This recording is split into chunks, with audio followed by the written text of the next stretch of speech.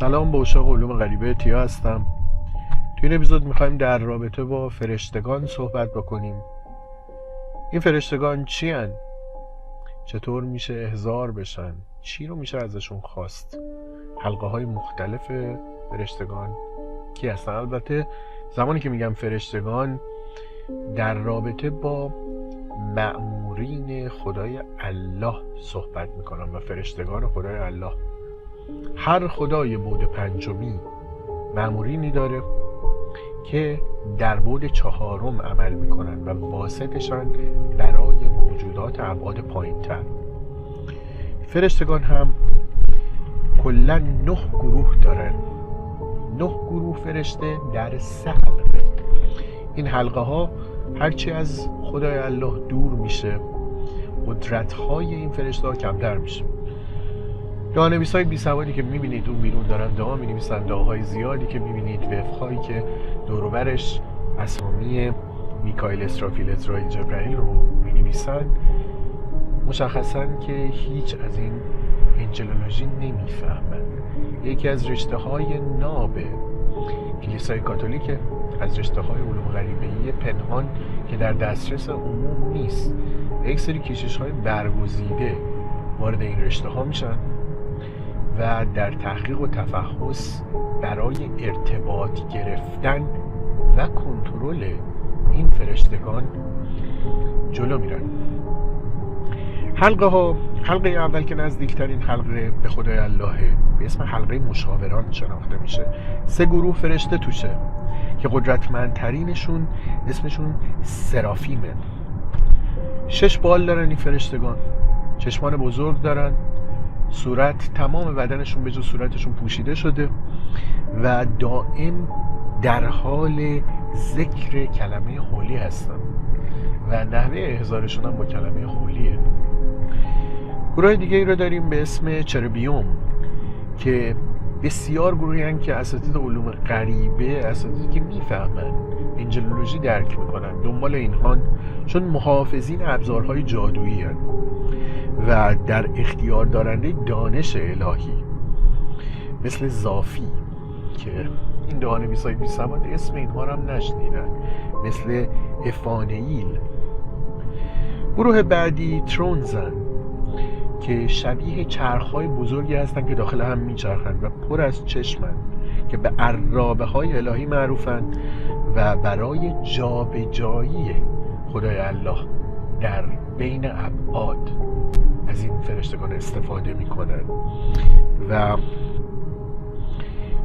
کلا مسئول تعیین یین و یانگ. یکی از چیزهایی که خدای الله در بعد 3 تزریق میکنه چیزی به اسم خوب و بد و مسئول تشخیص خوب از بد همین ترونز ها هستن. حلقه بعدی که کمی دورترن و به حکمرانان معروفن، قدرتمندترینشون دامینیوسه که شاید مدیریت میانی دستورات و وظایف هستن که از طبقات بالاتر به طبقات پایینتر تقسیم وظیفه میکنن در بین فرشتگان الله، مثل حضرت ایزاکل. یا ورچوس ها که توصیفی که ازشون میشه اشکال نورانیه و مسئول معجزاتن. در حال مسیحیت بر مبنای این میراکل ها بنا شده و منابع موثقی که استناد میکنن به وجود خدای الله همین معجزاتی بوده که در طول تاریخ اتفاق افتاده و این فرشته‌های تنبل که خیلی هم باید بیش از این معجزه می آوردن، چند معجزه‌ای رو در تاریخ بشر ثبت کردن. گروه آخر تو این حلقه پاورس هستن که فرشتگان تولد و مرگن که شاید یک گروه بینابینی بین حلقه دوم و سومه که عزرائیل هم در این حلقه هست. که بله، کسایی که فکر میکنن جبرائیل خیلی قدرتمندتر از عزرائیل بدونن که هیچ نمیدونن از علوم غریبه. و حلقه آخر که حلقه پیام رسانانن و پسترین این سگ‌های ماورایی هستن و ماموران الله پرینسیپالیتیزن که شاید ناظمان اللهن و مسئول مراقبت از نظم موجودات زیر دستن. این خدایان به تسخیر موجودات پستر میپردازن مثل انسان و به هر حال یه ناظمی بالا سر این انسان ها میذارن که بتونه این انسان را ادب بکنه و این فرشتگان پرینسیپالیتیز مسئول سیاست های خدای الله هستند، شاید مسئول ادیانشن. و دسته بعد آرکنجل ها هستن که این افرادی که علوم غریبه کار میکنن و فکر میکنن چیزی بارشونه، فکر میکنن قدرتمندترین فرشتگانن، در صورتی که دسته یکی مونده به آخر، دسته 8 از 9 و جز ضعیفترین خان که اینها سگ‌های وحشی خدای الله هستند. اینها نیروهای سرکوبگر هستند و سربازانی هستند که جنگجویان خدای الله هستند. و دسته بعدی خود انجل ها هستند. توی این آرکنجل ها میتونم به همین گابریل، مایکل و رافائل اشاره بکنم.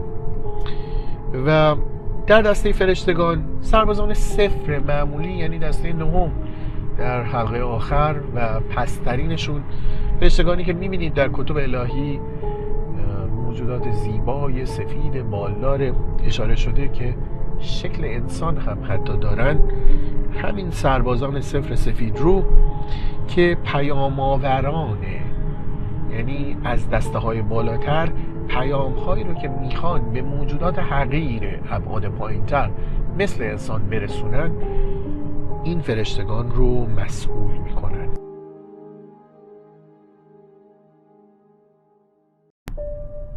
توی اپیزود حتما درباره کتاب جادوی ایناک صحبت خواهم کرد، درباره گروه خاصی از فرشتگان به اسم واچرها صحبت خواهم کرد، فرشتگان سقوط کرده، موجودات جادویی به اسم نفیلیم ها صحبت خواهم کرد، رهبرانشون شمیهازا، آسائل و اینکه جادویی که امروز ما به عنوان این گونه حیاتی بشر به ارث بردیم از این موجودات جادویی میاد، موجوداتی که نیمه فرشته نیمه انسان هستند و هرچند خدای الله سعی کرد با هاروت و باروت این جادو رو از ذهنها پاک کنه، نتونست و این جادو به نام علوم غریبه برای ما به جا بود.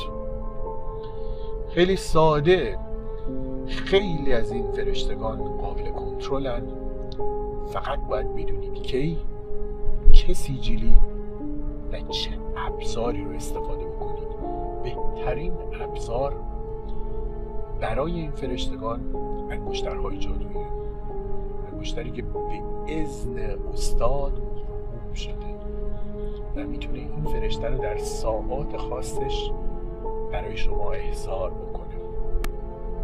یکی از بهترین فرشته‌های کاربردی سگ‌های ماوران، سگ‌های محافظ ماورا، میکائیل و جبرائیل، که من شخصا انگشتر مایکل یا میکائیل رو توصیه میکنم. بسیار قدرتمنده.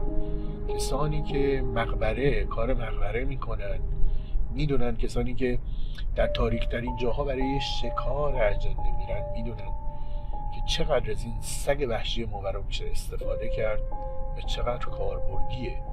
اینکه یک سرباز کاملا دیوانه رو در اختیار خودتون داشته باشید و مثل غلام حلقه به گوش ازتون محافظت کنه. هر جایی میرید در تاریک ترین شبها این سرباز سایه به سایه شما میاد و در حلقه انگشت شما منتظر فرامین شماست، بگیره، دستگیر کنه یا پاره کنه. ولی بالواقع که مایکل سگ درنده ماوراست.